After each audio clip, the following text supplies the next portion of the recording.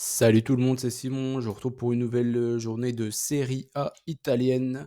Du coup, on va recommencer comme les autres championnats avec le petit jeu pour gagner une PSF card à l'un d'entre vous d'une valeur de 10 euros. Je vous invite à me mettre votre score exact sur l'Atalanta qui affrontera l'AIOV, ainsi que les buteurs en cas d'égalité. Et après, ce sera le plus rapide une nouvelle fois si vous avez le même score exact et le même buteur. Donc voilà. Je vous invite à mettre ça en commentaire sous la vidéo et je vous souhaite bonne chance à tous. Bien sûr, interdit au moins de 18 ans. Allez, on se fait un petit récap de la dernière journée, les pronostics de la prochaine. Voilà, catastrophique hein, la dernière journée. J'ai voulu prendre des risques sur des matchs qui n'en valaient pas la peine. Je pense qu'il y a eu trois, même, ouais, on va dire trois, deux grosses surprises et trois, entre guillemets, surprises. Notamment la Roma qui a perdu leur match au Genoa.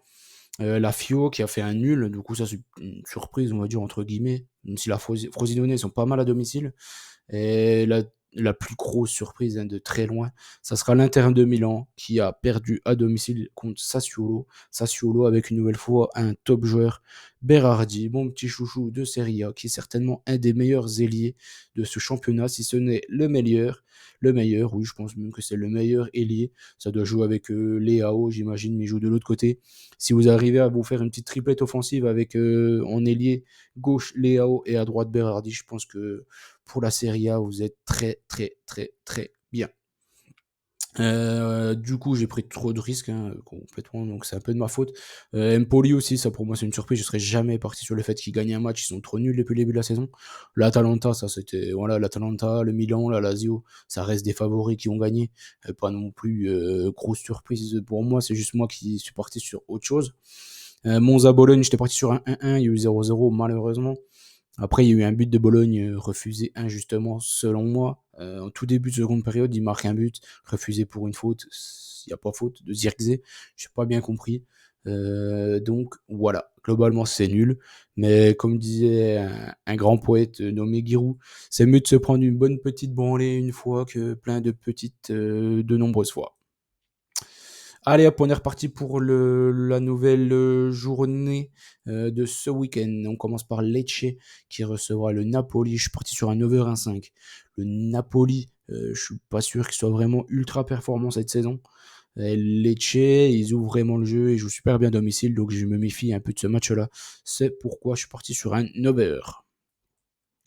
Le Milan contre la Lazio. Le Milan à domicile, ils sont très performant, je pense, et les résultats le prouvent.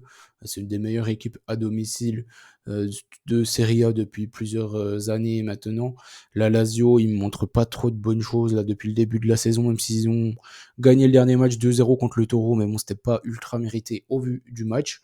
Là, je pense que le Milan devrait gagner celui-ci. Je préfère couvrir quand même au cas où.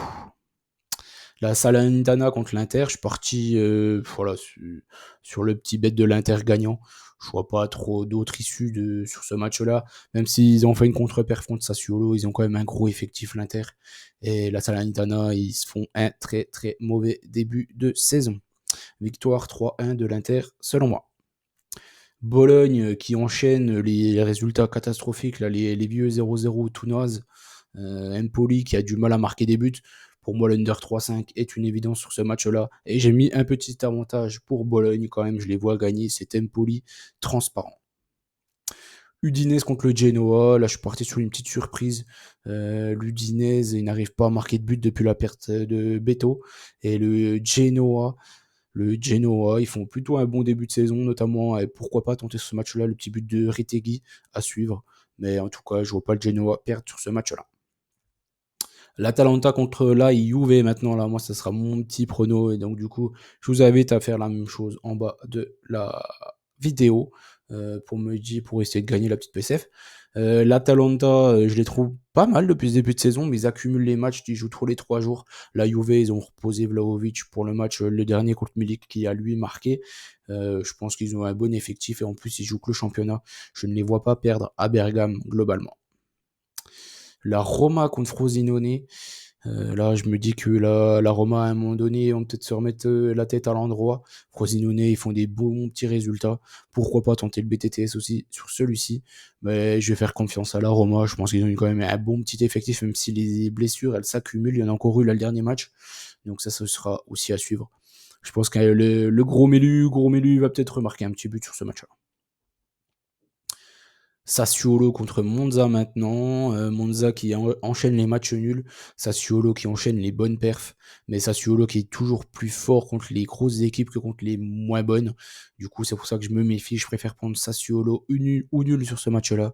Et sinon, je suis parti sur un 2-1 pour Sassuolo quand même à domicile.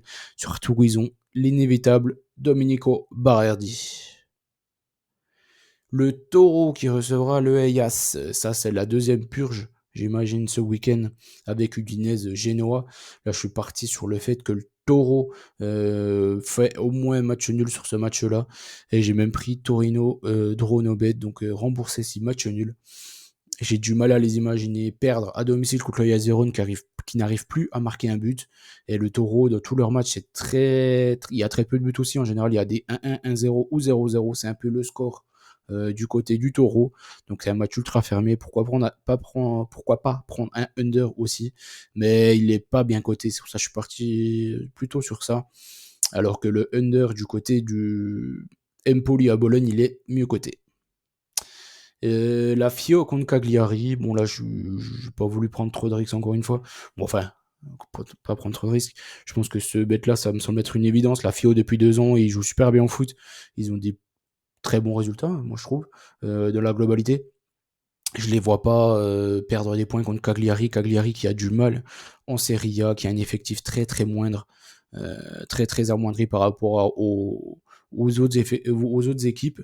Je pense que ça va jouer avec Empoli, ça va jouer avec même le Genoa. Je trouve qu'ils ont un meilleur effectif, donc je les vois se maintenir assez facilement. Ça va jouer avec Frosinone, ça va jouer avec le Hellas Vérone aussi, la Salernitana. Voilà, ça va jouer entre ce petit groupe d'équipes pour la descente. En tout cas, la FIO, il serait bien intelligent de gagner ce match-là, qui plus est à domicile. Bon, mon maître, j'ai essayé de sélectionner 2 équipes qui plus est à domicile pour entre guillemets assurer, mais il y a beaucoup de surprises en Serie A.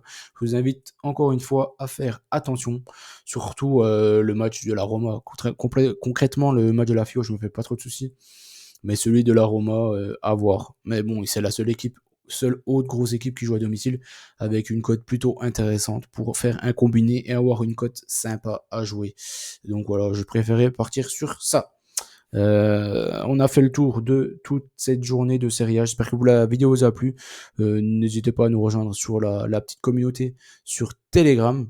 Et sinon, à liker la vidéo. Je vous en remercie d'avance. N'oubliez pas qu'on gagne, on perd ensemble. Et on se dit à très vite tout le monde.